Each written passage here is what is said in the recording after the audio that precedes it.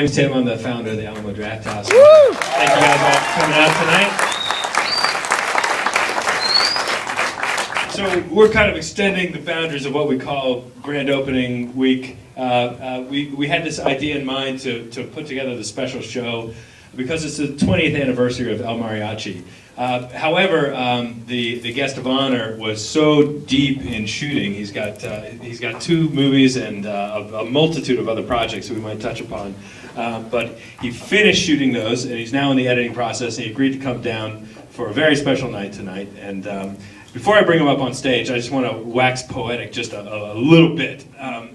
So it was 20 years ago that the movie El Mariachi was shot by I don't know, maybe possibly arrogant but extremely talented young man who thought he could shoot a movie for $7,000, and by goddamn he did.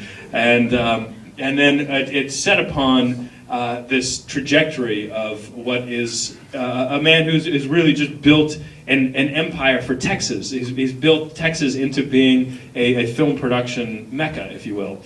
And I happen to be one of the many people that have been inspired by what he was able to do when he was 23 years old. I quit my job at 24, a year after El Mariachi came out, and started. I have no skill as a filmmaker whatsoever, but to open up the Alamo Drafthouse Cinema, and in large part, it was due to the bravado of the man who's going to be with us here tonight. So, to you, sir, Mr. Robert Rodriguez, I raise my glass. Ladies and gentlemen, Robert Rodriguez, director of El Mariachi, 20 years ago, right around this time.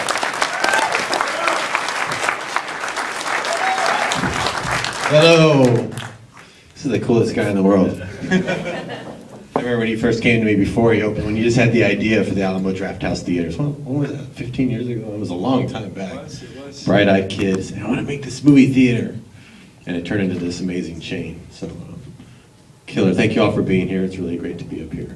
Especially for this movie. This is bizarre that anyone even saw this movie, much less get so celebrated 20 years later. When Columbia Pictures first got it for me, I was shocked that they'd even bought it.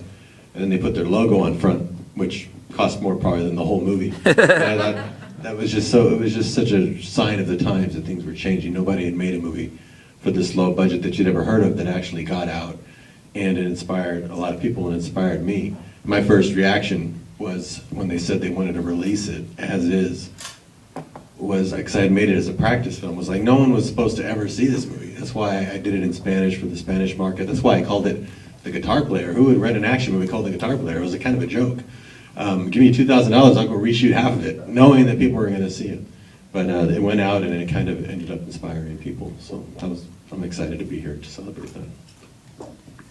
Well, so we're going to talk a little bit about the movie. I want to find out first, how many people in this audience have never seen El Mariachi?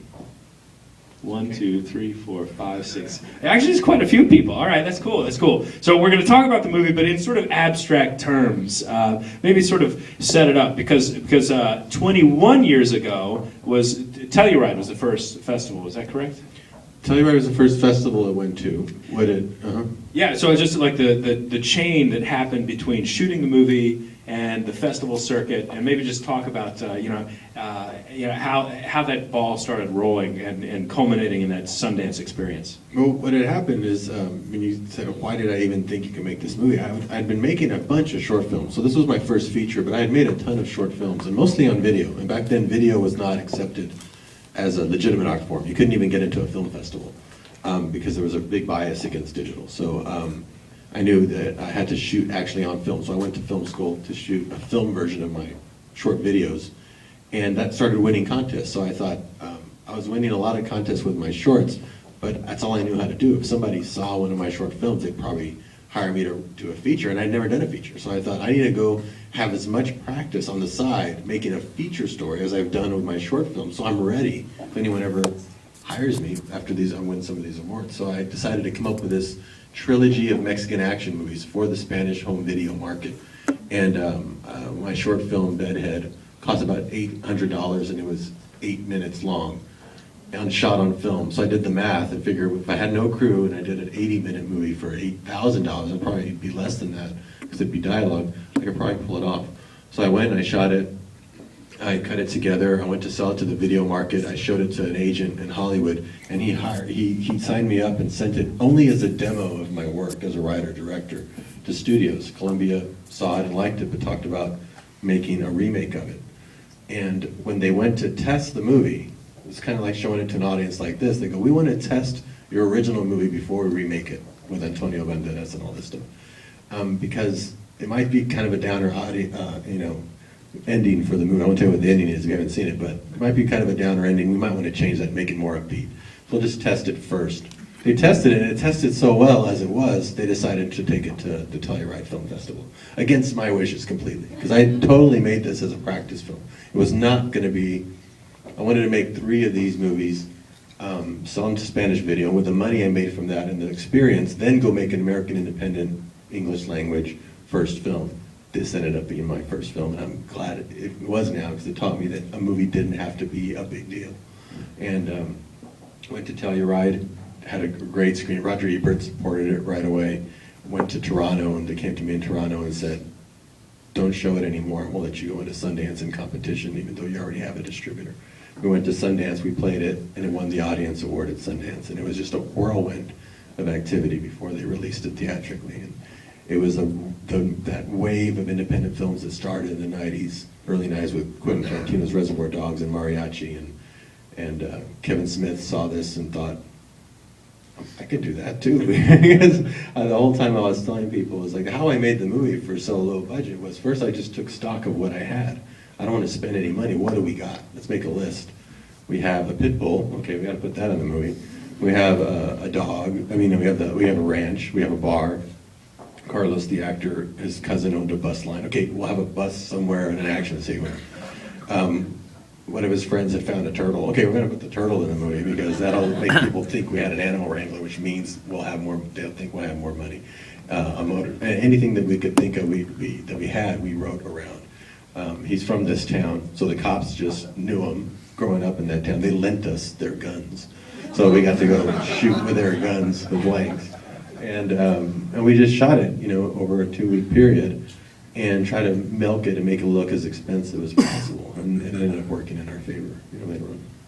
Well, maybe you can speak to the smattering of people. I think I counted maybe 10 to 12 hands who are in the audience now, and maybe set the film up for these guys. Not any spoilers like the potential of a downbeat ending or anything like that, but maybe give them some context of things they might want to look out for in the movie as a first-time viewer of El Mariachi. Well, those things that I just mentioned, for sure, you want to look out for, because you'll see how creatively we used all of those to our advantage, all of those objects or locations.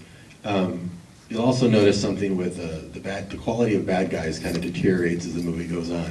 Because we didn't pay anybody. People would come over, they were friends, and say, we're filming a movie. And then when they saw how much they had to run in the streets in the heat, they wouldn't come back the next day. So we tend to kill everybody off as soon as they show up. But by the end of the movie, you'll notice that they look like they're all like 14 or 15 years old. They're all in t-shirts and jeans, because the quality just starts going down. The cast of members that we could pull from in the town started dwindling as word got out that there was just some crazy movie shooting. A couple of people that were very critical of anything that happened in that town, a couple of newscasters, we cast them right away as a bartender and as the hotel clerk. And they give amazing performances, and they ended up talking about us very, very positively every night on the news, so that when we were in the middle of the street stopping traffic just with these cop guns, we wouldn't get in trouble with the local cops, because they'd already been talking favorably about us. Nice. Well, I think I'm going to go ahead and, so we're not going to be back at the end of the movie, so I'm going to I'll open it up for just a few questions, provided that I have the right to veto any question that might be a spoiler for our 12 people that haven't seen this movie, so I may just shut something down. So we'll take a few questions, and then maybe we'll talk a little bit more about what's next for Mr. Rodriguez. So does anybody have any questions? You, sir. Thank you. Love your films. Love your music too. Oh, thank you. Chingon. Chingon. Woo! When's the next album due out, if possible, in the future, or part of a soundtrack? Or I know we keep adding on to the album that we have on iTunes. It did really well when we released it, but then every time we'd add a few more songs, we just added to that album. So that album's probably like 20 tracks by now. It has Machete stuff on it. It's got, so eventually we will make maybe a live album and have some new stuff. But we'll be playing a lot more in support of a new endeavor I have going on called the El Rey Network, and we're going to be playing a lot more. But we have a great new show where we wish we could have done it tonight. We play all the songs from all the movies, from Desperado through Dust Till Dawn to Machete, with the footage from those movies playing behind us in sync as we play the band. You got to see the show. It's crazy. It is cool. It's like movies and music put together, and it's really explosive and chingon. And we do Kill Bill 2 and all kinds of stuff. It's really a fun show. You saw it? It's really amazing. I'm not to like rub it in your face, but yes, I did see it. It was great. We're going to tour it around. We're going to tour it around more, especially around Texas. Got a question in the second to last row there. That's actually the third to last row, but you're a gentleman and a scholar. But go ahead. Yeah, you go ahead. You were saying. I'm adding confusion to the mix. One of the two of you guys duke it out and ask a question. Yeah. What film and or filmmaker inspired you to become a filmmaker? So. I think John Carpenter escaped. Woo! For sure. Because when I saw that he wrote it, directed, did the music, I mean, it just thought, wow, and it was, New York's a prison, you can just say that, you can just make that up, and that's now a reality, and you can make your own worlds, and so if you notice everything I've done, even though I've done kids movies and adult movies, what they have in common is they're all fantasies, they're all made-up worlds. This is like a made-up Mexico, it doesn't even exist. So I like that idea of just making it, and there's a lot of homages to Escape from New York in this, in all my movies. You see him carrying the gun Snake Plissken carries. We're so excited that when the cops pulled out the gun they were going to lend us, it was like, it's Snake Plissken's gun. This is amazing. So I think John Carpenter is probably the single most that influenced me to be a filmmaker. I mean, I liked a lot of other directors, but that one made me think. I think I want to pursue that. How about the very kind gentleman that gave up his question? There you go. And the third to the last row. Hi, big fan of your movies. Just wanted to ask you, with the independent movie scene in the last few years kind of exploding, there's a lot more competition, and there are a lot more amateur filmmakers out there, making their own works, showing at festivals. What further advice would you give, with the success of El Mariachi, to a now modern state of independent films for aspiring filmmakers? For aspiring filmmakers, what I tend to tell them, originally was go make your own movies, get out there and start. But now everybody does that. So what you have to see, you have to just come at it from a different perspective. When there's too much competition at the level that you're at, you just got to think bigger. You've got to think up here. And it sounds really just sort of like kind of dumb, but it's not. It actually really works. There's less competition there. No one's thinking that big. Like forever, everyone's trying to get on the television at Friday night at 7 p.m. for that show on ABC. Everyone's jockeying for that position. Well, I almost can't compete there. But if you own a network, how many people are trying to own a network? There's nobody doing that. So I got a network. And I said, that's probably the better way to go. And I can put on any show I want, and I can feature any of you guys' work that I want to feature. So I think that's, thinking bigger sometimes. Like there was so much competition to make films at this time. Nobody was making movies this low budget. This was a radical move at the time, was to go make a movie with no money, by yourself, and shoot it on film, and get it out there. And that's why it broke through. So now if everybody's doing that, you've got to go a different way. Does that make sense? It's almost like and when you think of that new thing, everyone will follow you. But that's how you think of it, is by not looking, how can I edge past everybody else who's trying to fit through that door? You find another door, and you go that way. So that's the best advice I can give. That's the way you'll do it. Now, I know that question was not directed at me, and it's really bad form for me to chime in and say something right here, but I'm going to do it anyway because I've got a microphone. I want to answer something specific to that, because we shop for films, for Draft House Films. We're releasing films now, and we've had a festival for 8 years where we're looking for genre film. And I can tell you, after slogging through thousands of submissions, there's something that cuts off, and you won't get past this barrier if you don't have good sound recording and if your picture looks like shit. So so fix those things if they're broken, and because everybody's got amazing tools now, but you can use amazing tools to produce garbage as well. You can make good sound with low budget. I mean, when you watch this movie, the sound recording is actually really good. And I had a Radio Shack mic and a Marantz tape recorder. What we did is the camera I had was silent. Not silent, it's actually really noisy, but they call it a silent camera. It goes, it sounds like all your money's running away. So I would shoot very little footage. I would say action, then I would start, cut. You know, I'd just shoot these little portions. But I couldn't record sync sound, but it's a sync dialogue movie. So what I would do is shoot one take of the actors, then after we finished the whole scene, I would put my microphone really close and say, okay, now repeat all the dialogue you said. And they would repeat it a couple of times, and I'd go home and I'd cut it in by hand, I'd sync it by hand. And where it got out of sync, I would cut to the dog, or I would cut to something else, and I'd come back because I hated rubbery lips. So if you watch, the sync is dead on, but it created this really snappy editing style, where even the dialogue scenes are like action scenes because they're cutting around all the time. And I was just trying to stay in sync. So sometimes your limitations, and I ended up good sound though. Your limitations actually fuel a style that actually followed me for movies on end, for very many movies after I had a very quick cutting style, until I realized, wait, why am I doing this still? Everything's in sync now. So I slow it back down after a while. Let's take another, how about here in the corner? Do you have any advice for directing non-actors? Directing non-actors, well, none of the people in this movie, you'll see they give really terrific performances. They're not actors at all. And what really helped was the fact that they didn't think they were making a real movie at all. I mean, they saw me and a camera, and that was it, and I had my little dinky microphone. They were like, okay, this is obviously not going to be seen by anyone. So they lowered expectations completely, and they did fantastic. And I would tell them what the line was. They would repeat it back. I said, okay, hold on, do it again. I would film it. Okay, now do it one more time, record it. Okay, forget that line, here's the next line. And that's how we accumulated the movie. And one of the same actors came back in Desperado, the bad guy Moco, he showed back up. He's so good at this. He doesn't even speak Spanish. Well, if you notice, he's always wearing sunglasses because he has his lines right here. And he's looking at his lines because he doesn't know how to speak Spanish, so he's reading it phonetically or holding it right out of frame. Or he will say this long, complicated thing in Spanish with his back turned. You'll see that in the first scene. Then he turns back, amigo. You're dubbed in the rest of it. So it's all the tricks. And he has this cocky smile because he can't believe he's getting away with this. But later on Desperado, if you watch Desperado, at the opening scene, he shows up and he lights a cigarette and you see his hand shaking. Because now there's 50 people behind the camera. And he's like, oh shit, this is like a real movie. So for the non-actors, you just want to make them feel very comfortable. Get rid of anybody who's like in the sideline, have it not feel like a production, and then they will just give you what feels like a very natural performance, because they won't feel like they're performing. You got to take all the pressure off. And you got to do that even with real actors. You got to take a lot of the pressure off so they don't feel like they're suddenly on the spot doing it. It's kind of why I like to shoot digital now. I can just let the camera roll. And I'd be even directing Johnny Depp. I'd go up to Johnny Depp and go, hey, let's do one more take, but maybe try this. And he goes, is the camera still rolling? He goes, oh yeah, it rolls all day. We never cut. He goes, oh, I love that. I never know when we're actually shooting. So everything just kind of feels like a rehearsal. So that's a good tip. It's actually just make it feel like a rehearsal.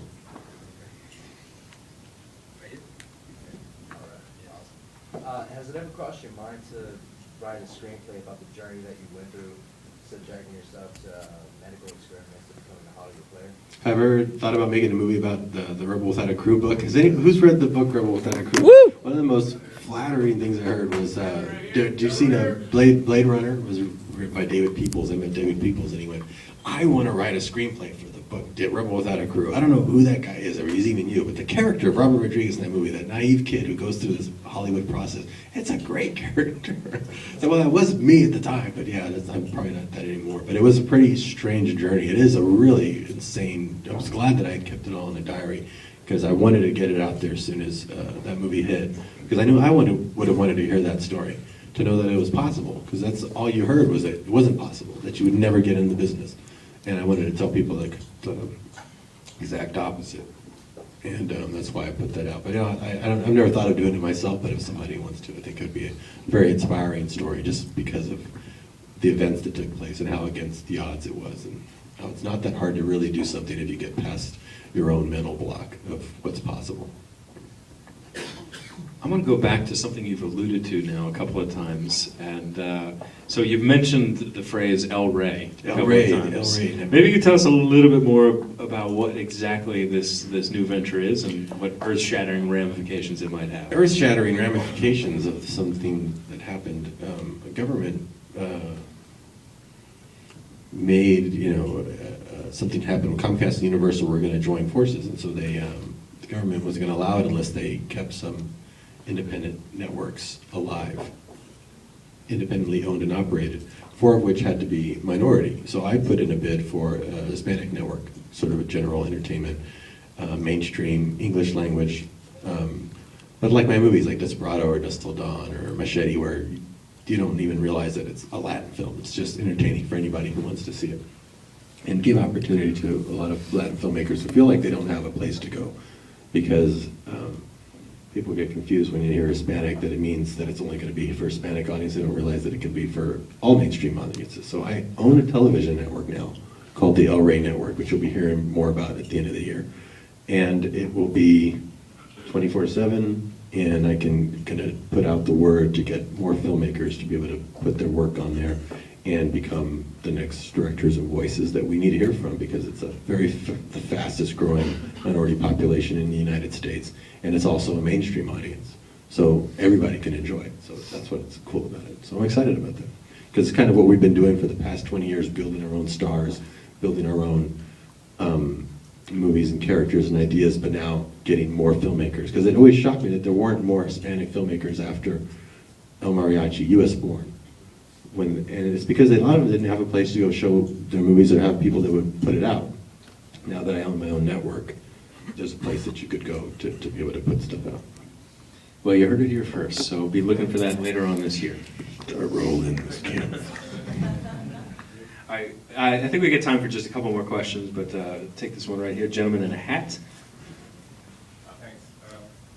When you went to bat for Frank Miller and bucked the trend of the Directors Guild, was that a real risk for you? Did you feel threatened in any way to be able to do what you do now by going against that? I mean, that was really cool that you did that, and I want to thank you for that, because him being a real voice in that film made it very special for me. My studio was just accidentally called Troublemaker Studios, but I ended up getting in trouble. But it was never supposed to be that. That was actually the name of that cowboy hat that I had. It was called the Troublemaker. So hey, that's a good name, and then a name like that ends up haunting you. So when we go to make Sin City, and part of it is because we live in Texas, so we've been making our own movies here. I just decided I want to make a movie with Frank Miller, because I think he's been telling visual storytelling with a pen instead of a camera, but I've thought of him as a filmmaker, because I started as a cartoonist. I told him, come make this movie with me. We were on our way making it. It was about a week before shooting, and the Directors Guild from LA calls and says, you know, this is completely against our rules to have 2 directors. No, it's not. I've seen Wachowski brothers and Coen brothers. Oh no, and if you look at our rule book, it says that you have to be a bona fide team before you join the guild. What nonsense is that? So one of you has to step off as a director. And who are you again? so you know what? I think, how about if I just quit and you all just keep that quiet? And they didn't. They leaked it to the press, and it ended up coming back to haunt them. Made it look like they weren't for artist rights, and I was. So it actually worked better for me. And now every actor wanted to be in the movie suddenly, because they went, that's a cool movie. That's a renegade production that believes in artist rights. So yeah, I end up not getting insurance through them. I'll never get an award, because they're the ones who, nominate you. But it's not like I was on that track anyway. It's not like I was ever going to get the nod. So certain things happen, but you're a filmmaker and you do what you do and how you do it is always tends to be against the grain. Well, then that's just more validation that you're going the right way. When you're going the wrong way, you're going the right way. So it was not a big deal, and I still haven't had to rejoin. So it's been good. Okay, so it's my second time to be completely inappropriate and grab the microphone. I just want to say one little thing about the DJ, if that's okay. It might not be appropriate, but I'm No, go ahead. Anyway. And it also involves a blatant plug, Okay, which good. is totally inappropriate on 2 levels. But I was involved in co-producing a film called ABCs of Death, which I hope you guys see. So Did you have trouble with the DJ? Oh, we did, because it's the same sort of issues where this is a very low-budget film, and we had 26 directors involved, and we had 4 DGA directors that wanted to participate and agreed with the rules and the budget that we had to work with. But because of the DGA rules, all 26 directors would have had to be members of the guild, otherwise the project couldn't have gone forward. So those 4 directors had to step back and not participate. Oh, so you just stick it to them? I couldn't. I don't know. We would have. They weren't willing to quit the guild for ABCs of Death. They just want their palms greased. Had you gotten all the other directors to pay their fee and get in, then they would have been happy. But see, that's what you don't want to do. This isn't supposed to be like a shitstorm against the DGA, but Well, what's funny I is just wanted to the tell you that reason story. they didn't want two directors because they wanted to keep the illusion that there's only one director, even though they didn't care if there's more than one director. They just only want one credited. They didn't want to be like the Writers Guild and Producers Guild. There's a bunch of them. Well, yeah, but that's not the reality. He's co-directing. So, well, that's your own. So when I left, I could do whatever I wanted. And so now the movie officially says, directed by Robert Rodriguez and Frank Miller. Nobody knows that's not a DGA sanctioned movie because it's a big movie. And I added one other thing. I said, well, as long as I'm not the DGA now, Quentin, you want to come direct for a day? You'll be credited as special guest director. My own title I made up that everyone now thinks is an official title, and it's not. And so they were just like, oh, there was their whole one director illusion just shattered by a big movie that says directed by, and special guest director Quentin Tarantino, because he wasn't in the DGA, so he was able to do that. He too wasn't in the DGA. All right, so All we the got fun you can have when you go your own merry way out there. what a troublemaker. We got time for one question, but the caveat, I mean, anybody that has their hand up right now, is it has to be a truly, it has to be a showstopper type of a question. So think about it. Is this really the question that's going to end the line of questions? You guys that feel confident about it? Who feels supremely confident about Sometimes I take the shotgun approach, is where I take two questions and I'll pick which one I like better. this guy here? His Yeah. buddy thinks that he's Yeah. got the question of questions. If you have one last movie to make, what would it be like? Yeah. Desert Island movie, like one. You got terminal cancer, Robert. You've only got enough energy to direct one more movie. Good Lord, I keep thinking that in each movie I got to do my dream movie in each one. I kind of started with Dust Till Dawn and then it went from there. I just feel like I'm always getting away with something, and it's very exciting and very fun. And doing another Machete was actually a dream of mine because we did part 2 and part 3 at the same time. So you'll see, you will see. Another Sin City we just finished, and it's really kick-ass. So I'm really excited about that. I was one people kept saying, "Are you going to do another Sin City?" And so finally we got that one. We just wrapped that, and I'm really excited about that. So both those, I don't know what the dream movie would be. I feel like I've been living the dream long enough. So hopefully I want to turn some of this over to you guys and join me at the El Rey Network. Come make some magic for us.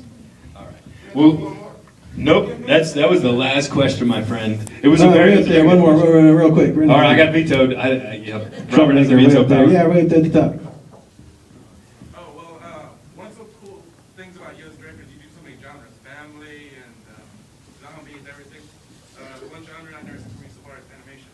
Animation. Oh, I'm about to get into animation. We just started an animation studio, and I do want to get into animation because I started as a cartoonist. And you'll be hearing some announcements about that. It will be Texas-based. Are you gonna bring back some of the old characters from the Some of the Lazy old days? characters do come back. Yeah. Some of the old characters. All right, yeah, that was good. I mean, I thought your question was really great for a showstopper ending question, but your answer was even better. So Robert, thank you so much Thank you guys for coming. for representing Texas and coming down here for the Houston grand opening. Yes, congratulations, Houston. Now on with the show, El Mariachi. This one goes out to the 12 people that have not seen it.